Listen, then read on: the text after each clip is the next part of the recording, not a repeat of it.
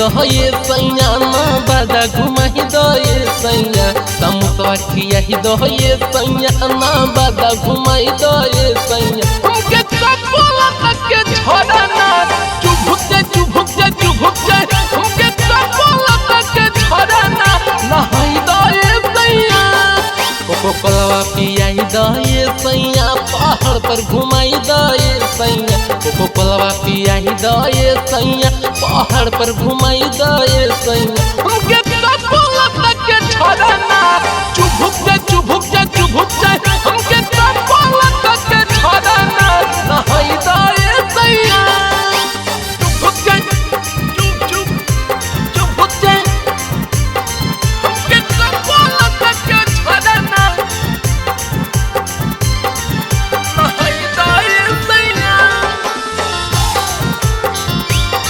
हमके कपोला तक के छोड़ा ना नहाई दो ये सैया बोली निमोला बतै राजा कोना पनिया कूद न होई बही राजा कोनो परनिया ए राजा चल होने जी बोली निमोला बतै तहिया कोना पनिया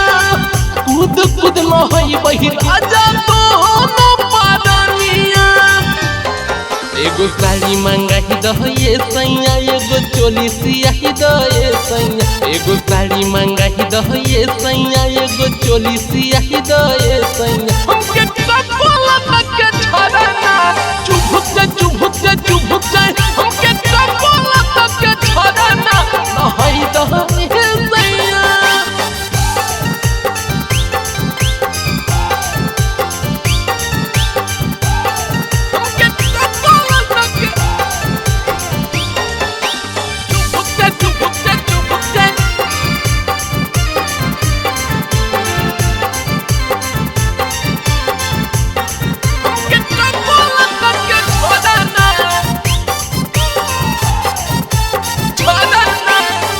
गोदमी के दिन अइलै होतै बड़ी भीड़ जी पढ़े साल जैसन गलत करहु नहीं फिर जी ए जी सुनो ने गोदमी के दिन अइलै होतै बड़ी भीड़ जी पढ़े साल जैसन गलत करहु नहीं फिर जी एगो गाड़ी मंगाई लो ये सैया जिसके बोलाई लो ये सैया एगो गाड़ी मंगाई लो ये सैया नीतीश के बोलाई लो ये सैया हमके कपोला तक के छोड़ा ना